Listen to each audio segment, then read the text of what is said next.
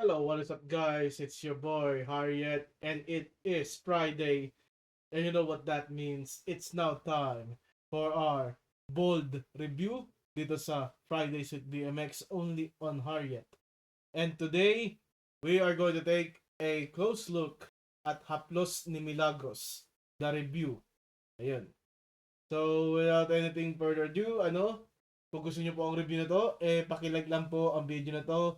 Subscribe to the channel, hit that bell icon for more of your bold review dito sa Fridays at BMX only on Harriet. At ayun nga po, this is Haplos ni Milagros. This is a movie starring Vern K. I haven't seen Vern K in a long while sa BMX. Huli ko siya nakita doon sa isang BMX picture, yung kasama niya si Si Rinoa ba kasama niya nun? Hindi. Sino ba kasama ni Vern Kay nun? Si Rinoa ba yun? O si, it's either Rinoa or Ashley. Rinoa. I think it's Rinoa. Rinoa Halili.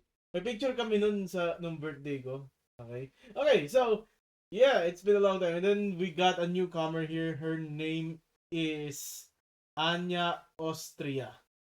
I think she is in the Viva Max versus Viva 1 volleyball game. Let me just fact check. Yung sandali. Anya Austria. No, that's Aya Forbes. Charlene De Vera. Okay, wala siya sa volleyball game. Well, ano si Apple Celso. So, may bago rin. Okay. This is one of the better movies in terms of storytelling sa BMX. And also there is a promising young star dito, si Mauro Salas. I think Mauro Salas has the tendency to be that it guy sa BMX. Currently, in terms of the number of projects, siya ang face ng mga lalaki sa Viva Max sa BMX ay si Ethan Rosales, who is having a new movie next week, Apoy sa Ibabaw, Apoy sa Ilalim. Apoy sa Ilalim, Apoy sa Ibabaw. Yun. God, that will apato. That's gonna be so confusing. Okay.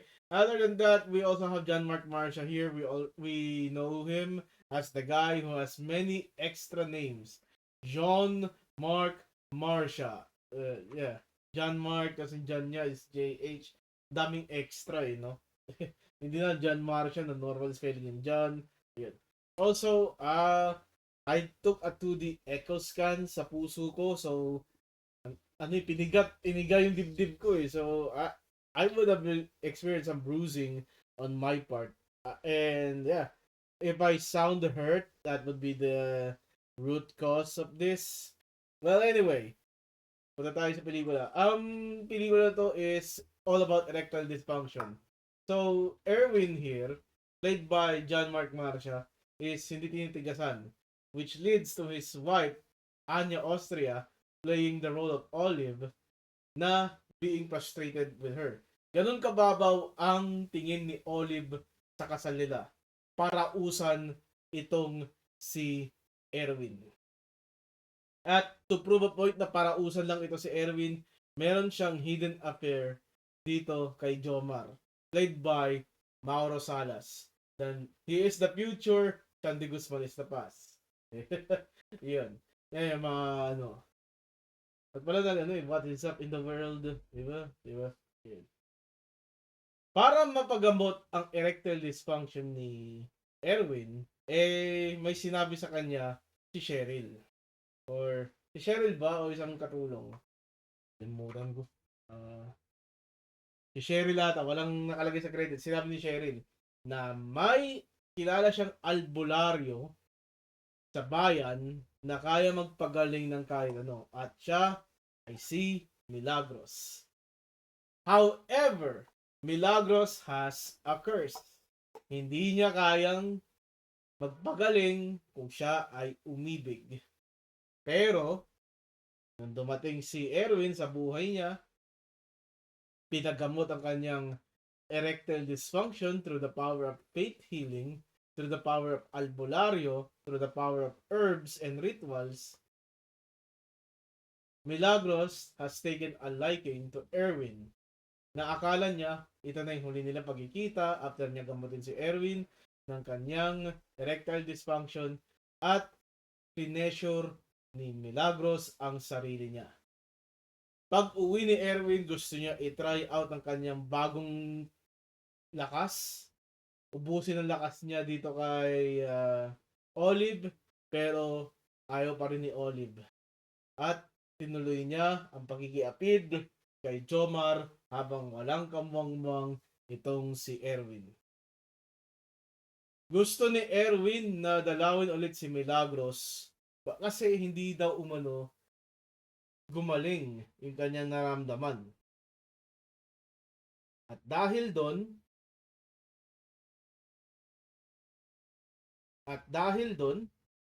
nagkaroon ng oportunidad na halikan ni Milagros itong si Erwin at sinoli naman ni Erwin yung halik. At dito sila nagtalik.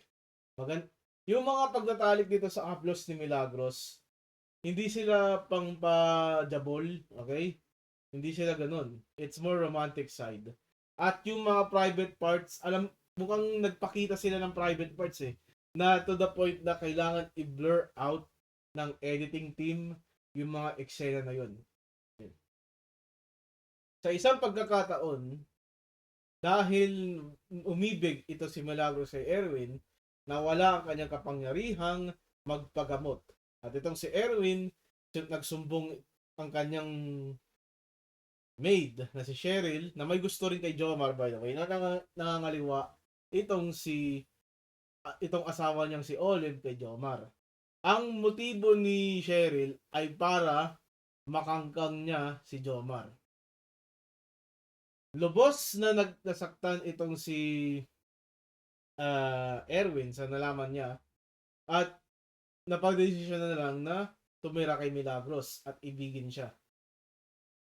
Nagkaroon sila kasi ng away nung nakaraan kung saan nagpaalam na umano ito si Erwin sapagkat may asawa siya. Pero di niya alam kasi nung panahon na yon na nakikiapid ang asawa niya sa kanyang driver na si Jomar. Ngayon alam na niya. So yun. Sinundan ni Jomar itong si Erwin sa utos ni Olive. At yun nga, nalaman ni Olive na may babae itong si Erwin. Inarap ni Olive si Erwin pero ang sabi, bumawi lang si Erwin kasi alam nga niya nakikiapid itong si Olive. At dahil doon, nakipag-break up rin si Olive sa kanyang pagkikapid kay Jomar kasi sinabi niya, ginamit lang niya si Jomar.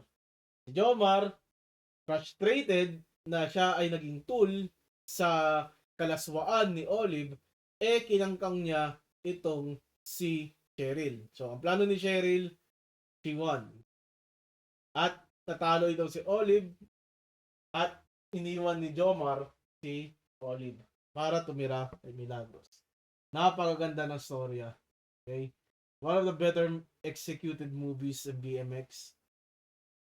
So, where do we go? Where do we begin from here? Okay. I'm going to give the haplos of the Milagros a very satisfying peak. Peak in terms of storytelling, peak in terms of being a movie itself. Okay? Parang ito yung luma kong tier list na it's an actual movie. Okay? Para siyang cream pie. Pero cream pie is like the sex is too strong. Also, Mauro Salas likes to eat boobies. I said it. They don't monetize tayo dito. Okay, next week, apoy sa ilalim, apoy sa ibabaw, review, watch out for that. And the next week after that is going to be Sex Drive 2. Apoy sa ibabaw, apoy sa ilalim. Apat to. Okay. This is your boy, Harriet, telling you goodbye and good night.